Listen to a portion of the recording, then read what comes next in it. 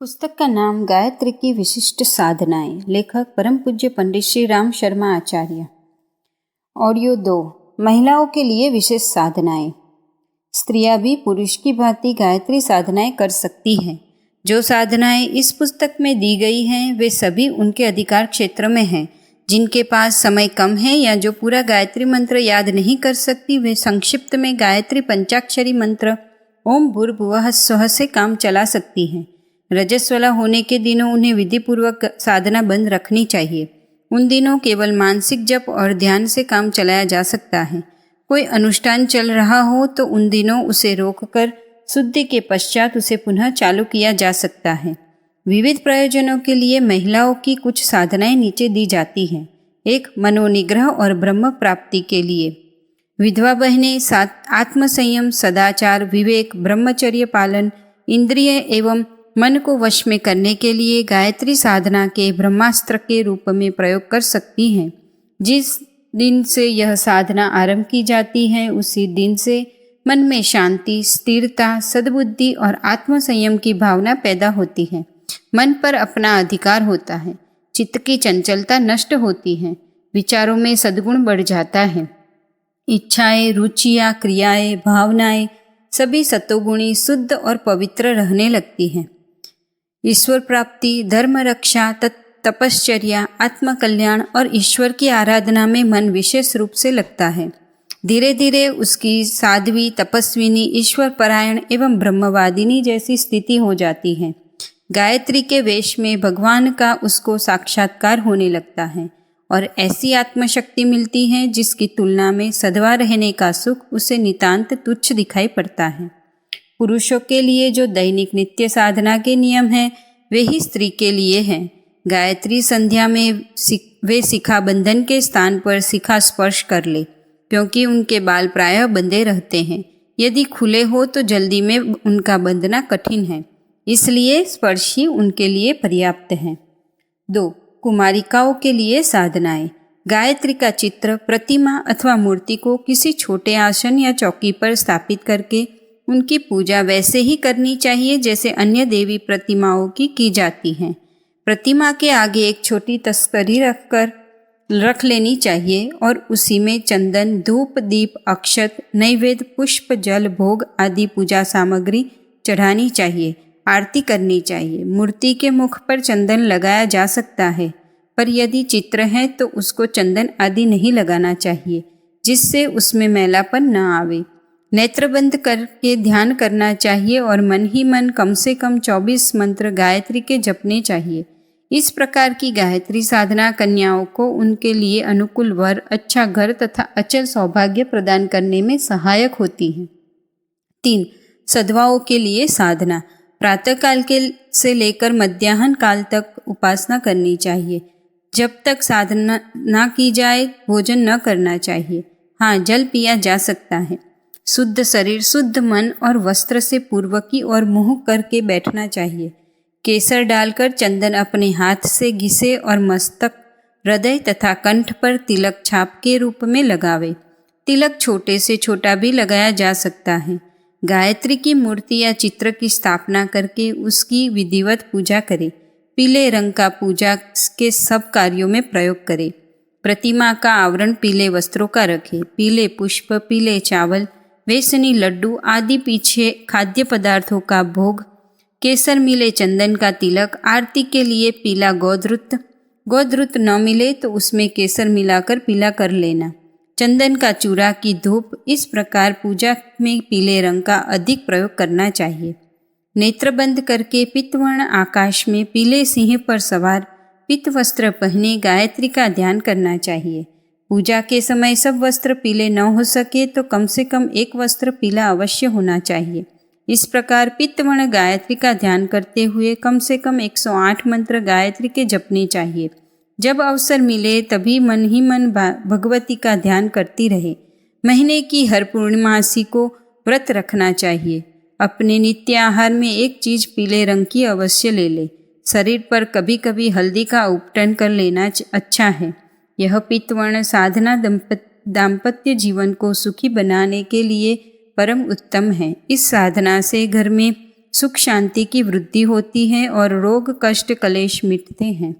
4. संतान सुख देने वाली उपासना। जो महिलाएं गर्भवती हैं वे प्रायः सूर्योदय से पूर्व या रात्रि को सूर्यास्त के पश्चात अपने गर्भ में गायत्री के सूर्य सदृश प्रचंड तेज का ध्यान किया करें और मन ही मन गायत्री जपे तो उनका बालक तेजस्वी, बुद्धिमान, चतुर, दुर्गजीवी तथा यशस्वी होता है। प्रातःकाल कटी प्रदेश में भीगे वस्त्र रखकर शांत चित्त से ध्यानावस्थित होना चाहिए और अपने गुह्य मार्ग से होकर गर्भाशय तक पहुँचता हुआ गायत्री का प्रकाश सूर्य जैसा ध्यान करना चाहिए। नेत्र बंद रहे, कटी प्रदेश में तेज भरा हुआ अनुभव हो, मन ही मन जप चलता रहे। यह साधना शीघ्र गर्भ स्थापित करने वाली है। कुंती ने इसी साधना के बल से कुमारी अवस्था में ही गायत्री के दक्षिण भाग सूर्य भगवान को आकर्षित करके कर्ण को जन्म दिया था। यह साधना कुमारी कन्याओं को नहीं करनी चाहिए।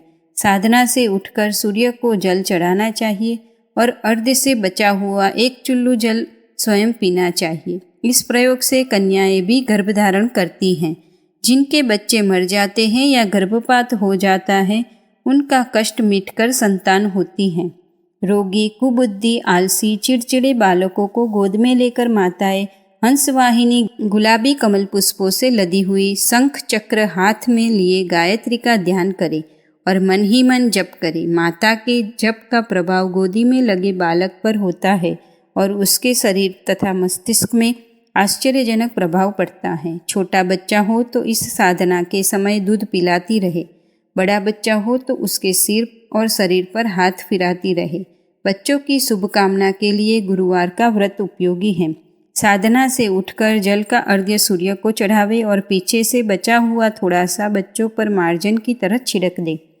5. किन्हीं विशेष आवश्यकताओं के लिए अपने परिवार पर, परिजन पर, प्रियजनों पर आई हुई किसी आपत्ति के निवारण के लिए अथवा किसी आवश्यक कार्य में आई हुई किसी बड़ी रुकावट एवं कठिनाई को हटाने के लिए गायत्री साधना के समान देवी सहायता के माध्यम कठिनाई से मिलेंगे।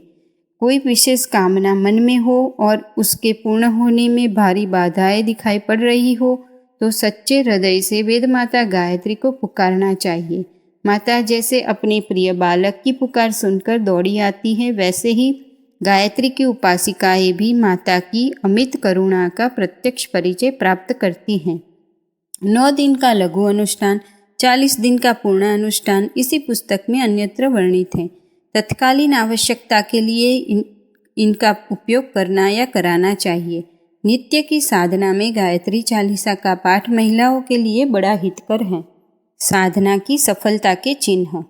जो लोग श्रद्धा और निष्ठापूर्वक गायत्री साधना में दीर्घ काल तक तल्लीन रहते हैं उनमें यह विशेषताएं विशेष रूप में परिलक्षित होती हैं। 1. उनका व्यक्तित्व आकर्षक, नेत्रों में चमक, वाणी में बल, चेहरे पर प्रतिभा, गंभीरता तथा स्थिरता होती है जिससे दूसरों पर अच्छा प्रभाव पड़ता है। जो व्यक्ति उनके संपर्क में आते हैं वे उनसे काफ़ी प्रभावित हो जाते हैं तथा उनकी इच्छा अनुसार आचरण करते हैं। 2. साधक को अपने अंदर एक दैवी तेज की उपस्थिति प्रतीत होती है। वह अनुभव करता है कि उसके अंतःकरण में कोई नई शक्ति काम कर रही है। 3. बुरे कर्मों से उनकी रुचि हटती जाती है और भले कर्मों से उनका मन लगता है।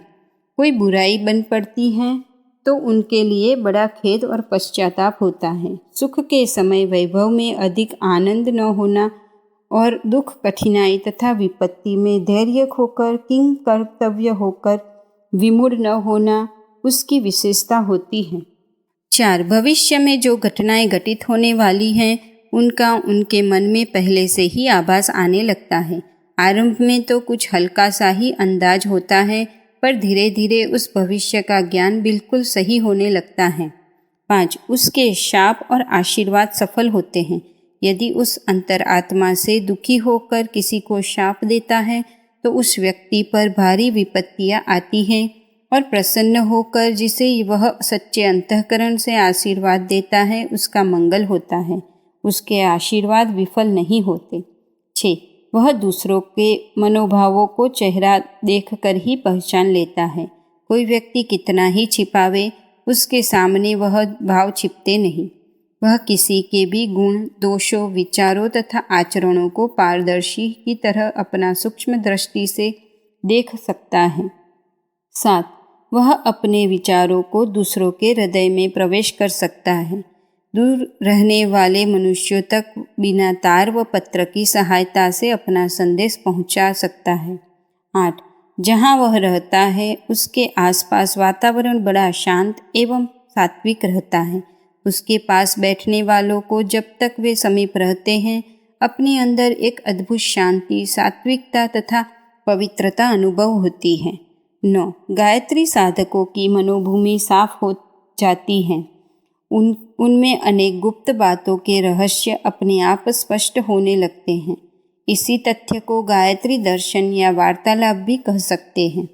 इस प्रकार हर एक साधक माता के समीप पहुंच सकता है और वह अपनी आत्मिक स्थिति के अनुरूप स्पष्ट उत्तर प्राप्त कर सकता है।